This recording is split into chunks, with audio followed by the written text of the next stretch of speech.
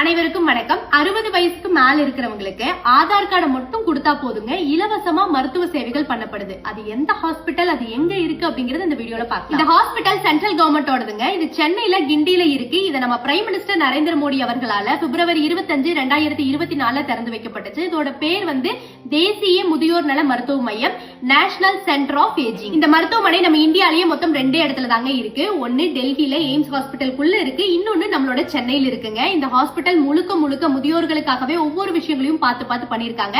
So அதோட தரைப்பகுதியா இருந்தாலும் சரி, படுக்கை வசதியா இருந்தாலும் சரி, எப்பவுமே பெரியவங்க போய் அட்மிட் ஆனா 4 நாள்ங்கிறது இன்னொரு 4 நாள் எக்ஸ்டெண்ட் ஆகிறதுக்கான வாய்ப்புகள் அதிகமா இருக்கு. சோ அந்த மாதிரியான நேரங்கள்ல அவங்க மைண்ட கொஞ்சம் பீஸ்ஃபுல்லா வச்சுக்கணும் அப்படிங்கறதுக்காக உள்ள ஒரு library setup, chess board, carrom board, meditate பண்றதுக்கு ஒரு யோகா ஹால் அப்படின்னு எல்லாம் சொல்லி நிறைய வசதிகள் முழுக்க முழுக்க முதியோர்களுக்காகவே இந்த ஹாஸ்பிட்டலுக்குள்ள இருக்கு. அதுவும் இலவசமா இருக்குங்க. இந்த ஹாஸ்பிட்டல் முழுக்க முழுக்க ஏழை மக்களுக்காக. என்னால மருத்துவ செலவெல்லாம்